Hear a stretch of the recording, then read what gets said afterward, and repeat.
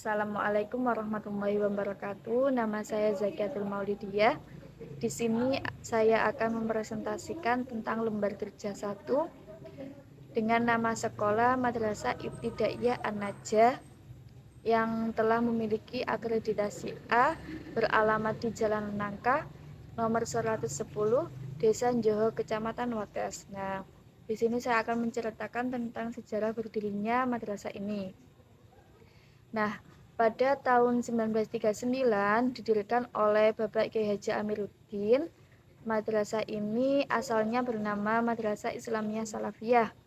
Kemudian pada tahun 1945 madrasah ini vakum selama 1 tahun karena kurangnya sarana prasarana. Kemudian tahun 46 madrasah ini aktif kembali dan berhenti kembali. Kemudian aktif kembali pada tahun 1951. Nah, madrasah ini sempat berpindah-pindah tempat pada tahun berdirinya sejak 1939 sampai dengan 1970, sempat bertempat di rumah Mbah Musrifah almarhum, kemudian di musola Mbah Musrifah yang sekarang menjadi Masjid Al-Barokah, kemudian sempat juga di rumah Kiai Haji Amiruddin. Nah, kemudian sampai sekarang ini madrasah ini telah memiliki tempat sendiri seperti foto yang saya cantumkan. Untuk selanjutnya saya akan menjelaskan tentang lembar kerja 2, yakni struktur organisasi sekolah. Nah, madrasah ini dikepala madrasahi oleh Ibu Sayyidah Mabruroh. Kemudian ada komite sekolah bernama Muhammad Raihan. Nah, kemudian bendahara sekolah ada Dr. Ander Siti Maulidiyah. Kemudian ada bidang tata usaha yang diampu oleh Ibu Elmawati Purnamasari. Kemudian ada Wakakurikulum oleh Ibu Iva Nurin SPD. Kemudian ada Si Humas oleh Bapak Abdul Hasib SPDI. Kemudian ada bidang kesiswaan oleh Ibu Anis Nurlaili SPD.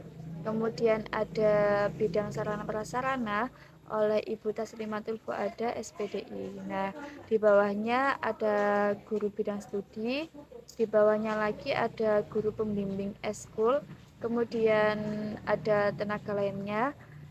Di bawahnya lagi ada guru pembimbing mata pelajaran, ada wali kelas, dan yang paling terakhir ada siswa. Nah, selanjutnya di lembar kerja 3, di sini akan saya jelaskan tentang job desk dari masing-masing struktur sekolah ini. Nah, tugas masing-masing komponen sekolah atau madrasah dalam membangun sekolah yang berdedikasi unggul dibutuhkan beberapa komponen sekolah. Nah, berikut ini. Yang pertama ada ketua yayasan. Tugasnya adalah yaitu bertanggung jawab terhadap seluruh perencanaan, pengawasan, dan juga evaluasi. Kemudian ada komite sekolah. Nah, komite sekolah adalah suatu organisasi masyarakat yang mempunyai komitmen dan loyalitas serta peduli terhadap kualitas sekolah. Nah, kemudian ada kepala sekolah atau kepala madrasah. Kepala sekolah itu memimpin dan manajer yang menentukan dinamika sekolah, mau diarahkan kemana sekolah ini.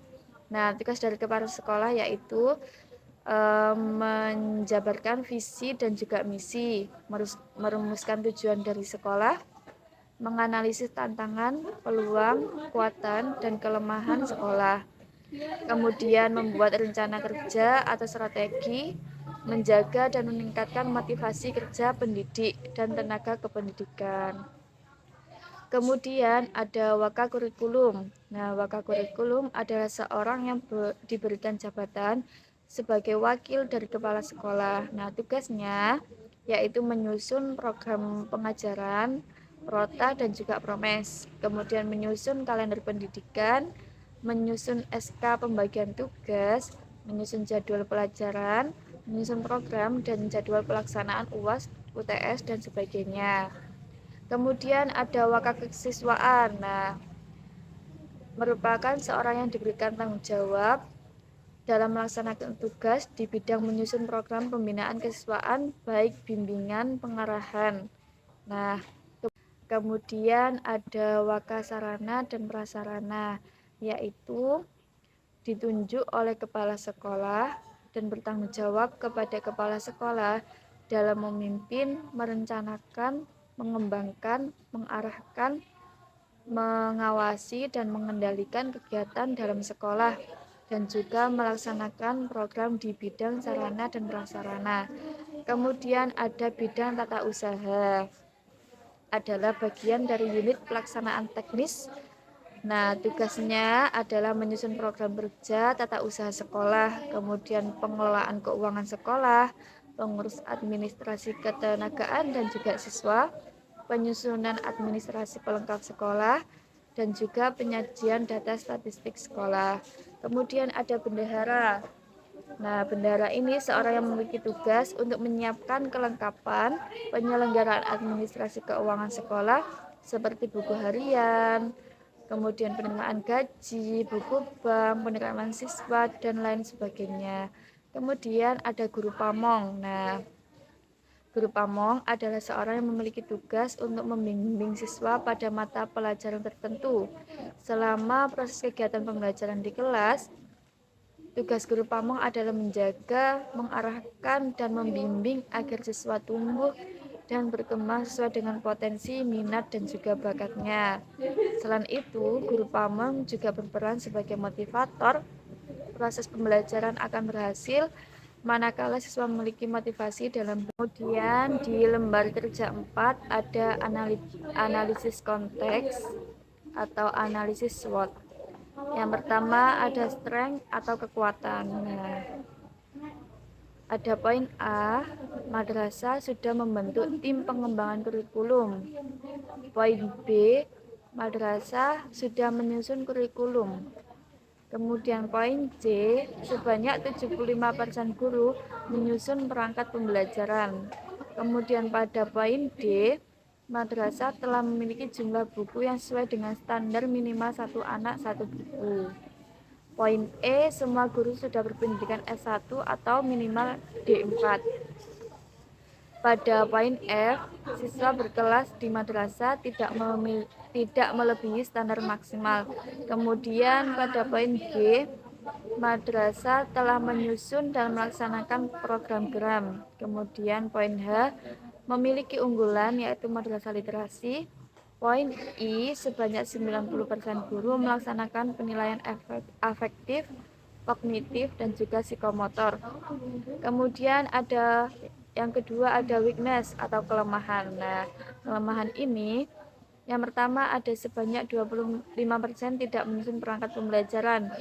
B, madrasah memiliki alat peraga IPA atau IPS. Kemudian C, hanya 60%, 9 dari 15 sudah memiliki sertifikat pendidik. Nah, kemudian poin selanjutnya adalah sebanyak 40% guru menggunakan lembar observasi yang sesuai dalam melakukan penilaian afektif. Nah, kemudian yang ketiga ada opportunities atau peluang. Nah, madrasah Ibtidaiyah An-Najah berlokasi di Jalan Nangka. Nah, madrasah ini juga hadir di tengah masyarakat untuk menyadarkan kebutuhan terhadap pendidikan. Kemudian hadirlah madrasah ini dengan menyuguhkan pendidikan yang berkualitas dan terjangkau berbasis agama. Kemudian ada threat atau ancaman. Komponen dalam standar isinya yang pertama, madrasah itu perlu mereview kurikulum setiap tahun. Kemudian guru juga perlu membuat program dan jadwal remedi pengayaan bagi siswa.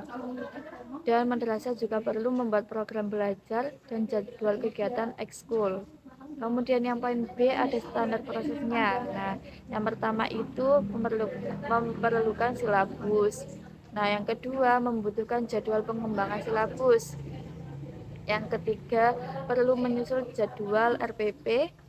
Kemudian madrasah juga perlu menambahkan buku teks untuk memotivasi guru dalam menggunakan atau memanfaatkan buku, media pembelajaran, dan lingkungan sebagai sumber belajar.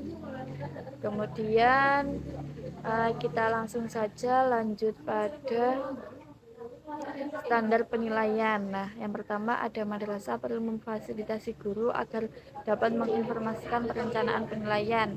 Kemudian, guru juga perlu menggunakan berbagai jenis metode untuk menilai kemajuan.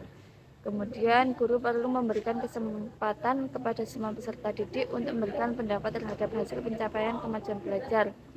Dan yang terakhir, madrasah juga perlu membuat laporan berkala kepada orang tua mengenai pencapaian hasil belajar peserta didik dan menawarkan kesempatan untuk mendiskusikan kemajuan anak mereka serta mengajukan usulan peningkatan hasil belajar peserta didik.